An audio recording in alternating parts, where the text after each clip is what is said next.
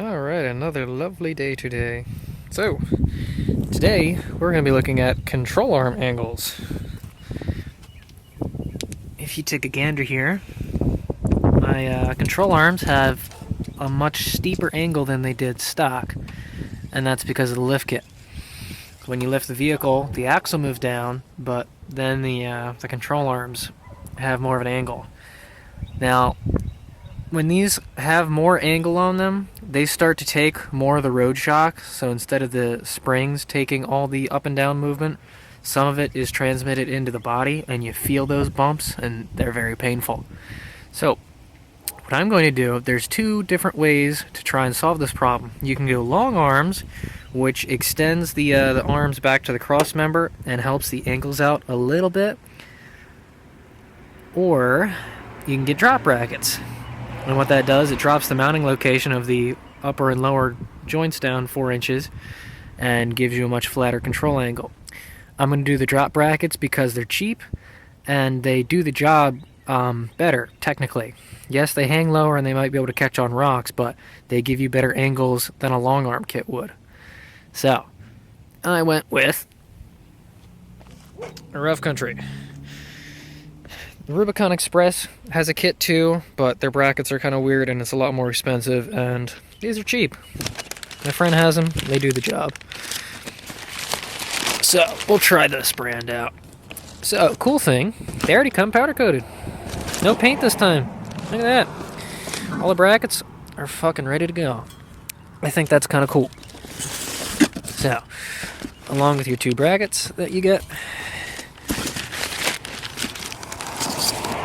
you also get your little dog leg brackets for your upper control arms, and some hardware. So you got spacers in there, bolts, and nuts of different assortments. And the other thing, they come with these little brackets in the back to help support it better. So make sure you have all them.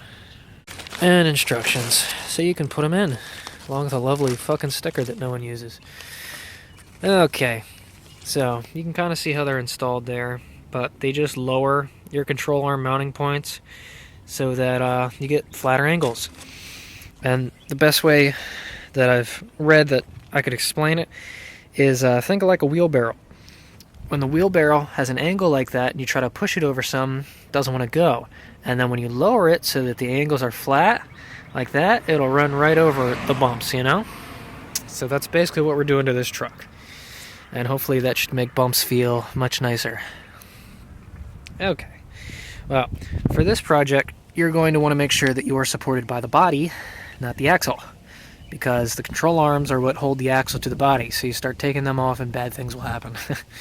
So, make sure that you're supported by the body, and then I think I'm going to lower the axle, so that might make this job a lot easier.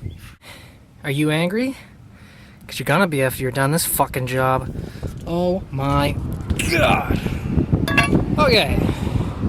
Upper arm, suck a dick. Lower arm, suck 2 dicks. Other side is out. You don't have to suck dicks yet. Stupid fucking flexi joint makes it a pain in the ass to pull it out of the top. I had to take it off the axle end just to get it the fuck out.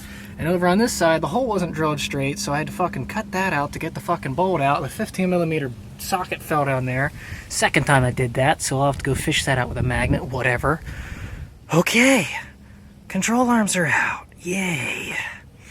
Now then, 2 13mm bolts and nuts. You'll take these off. There's an alignment shoe in here. You will take that sucker out. Do it. Do it now. Alright, that came out a lot easier than the control arms did, that's for sure. So, here is the bracket that holds that on, and here are the alignment shoes. You want to save this. Remember how they went on? Mine were just sitting in there like that, so don't lose them, because you'll have to put them back together when you put the drop bracket on. Alright, now we can get around to actually putting something in instead of taking it out. So, grab one of your lower control arm brackets. This guy is for the passenger side, and the way you can tell that is that this arm faces, you know, that way. You want this ear or whatever to be on the inside of the vehicle. So on the driver's side, it'll, you know, be the reverse. And you also need one of your dog legs. I'm not sure which one's which though. I'll find out when we go to install it. It's probably that one. So here's the hardware they give you, and what you're gonna do is take your big old 1/2-inch hardware and some kind of metric hardware. You got, you know, nuts, washers, and spacers for all of them. They are gonna go in where your old holes used to be. So you're gonna use your stock hardware for where the control arms actually mount, and the new hardware that they give you is gonna attach to the frame. So now we can slide this bracket up in here, like so, and bolt it in. Alright, so there's the bracket in there. So you'll make sure that there's a washer on each side of the bolt. The bigger 1/2-inch bolt goes in through the bottom.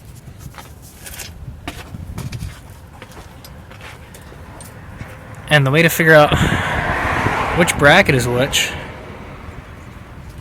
is that the bend, you want the bend to be at the bottom.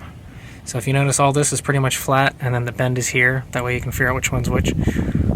So at first I had problems getting the bracket in, but I pushed this bolt out and then put the bracket on, and then the bolt went right in, no problem. So yeah, make sure your spacer's in there. And that's how that's set up.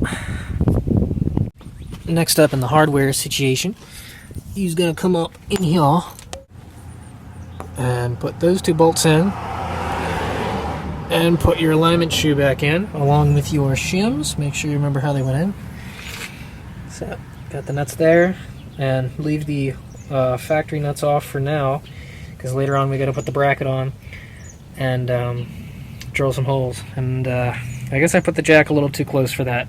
They said to put it right behind the arms, but maybe they meant a little farther back than right behind them, so I'll have to readjust things a little bit. Alright, let's see if we can wiggle the arms in first before we really crank everything down. Okay, make sure that you tighten these enough that the bolt stops spinning when you spin the nut, because you won't really have access in there afterwards. I mean, you might be able to get it from the back, but I don't know. But I'm leaving everything just kind of hand tight for the moment. Getting this lower control arm in is a bit of a pain in the ass. They tell you to put the shoe in and then try and put the control arm in, but I had to do it the other way since I had these Rubicon Express lower control arms. They are the stock length. They are 15 3/4 inches. The problem was when they were originally coming up, they were like way back here, so I had to start yanking on the axle. I actually took the winch and winched the axle towards the front a little bit. Be very careful when you do this. You want to make sure that you're not stressing components and there's no rubbing or anything like that, but I just pulled on it a little bit to keep tension on it. And there's not really any, but with a little bit of brute force you can pick up the axle and wiggle it where you need to. So with this one, I put the shoe onto the control arm and then angled it in and then started hammering the whole thing in so it squeezes it together and put it in, because before it was just not going in. And then after that, stick your bolt through, and then you can tighten these nuts down to suck the whole shoe back. Make sure that your shims are in there when you do that, but don't fully tighten them and leave them there just yet, because you still got to put the other bracket on the back. So now I'm going to see if I can get the upper one in. Alright, upper bracket's in place. Instead of fighting with the axle and trying to dick around with it for, 3 hours, getting the caster just right, put a jack underneath the back, the rearmost part of the pumpkin, and then just jack it up, and that'll bring your camber out. It'll push the axle forward that way, and that way you can just pop it in there. That took literally like 2 minutes to line up, if that. Real easy. So now that this side is in, we can tighten up all the brackets and continue to the other side. Oh boy. Gets dark quick, don't it? Okay, so everything is installed. Make sure that all your bolts are tight.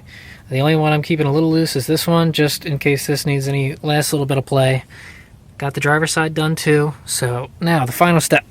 You take this back brace and you're going to push it up against the frame rail, the unibody, as hard as you can, and then just put a little nut on there to keep it tight.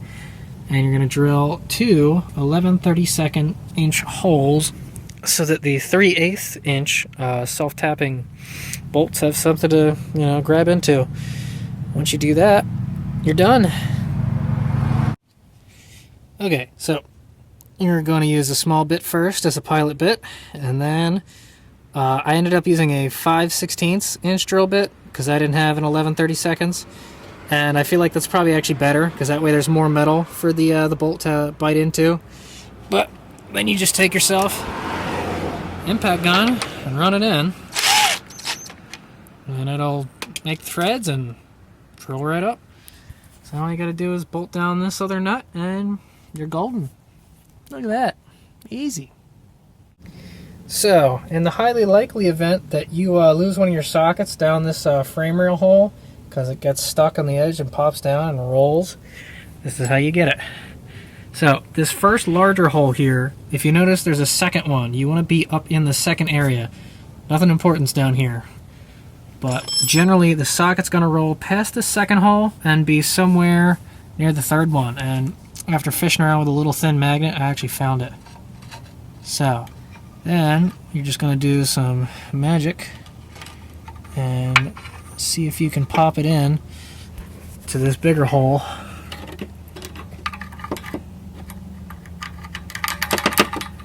And get it down.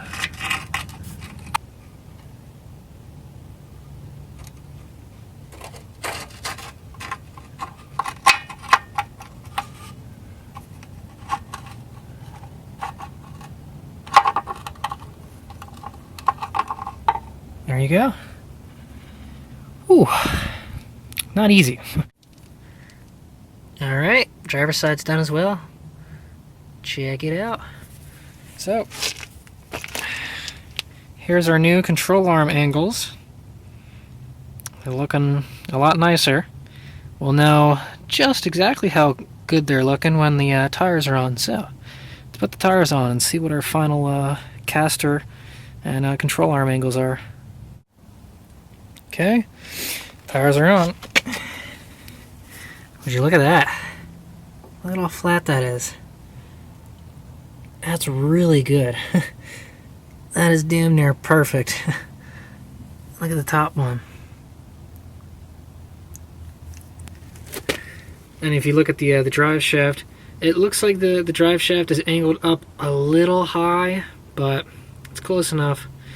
I don't feel like fucking with it anymore, so she should drive just fine. But they look real good.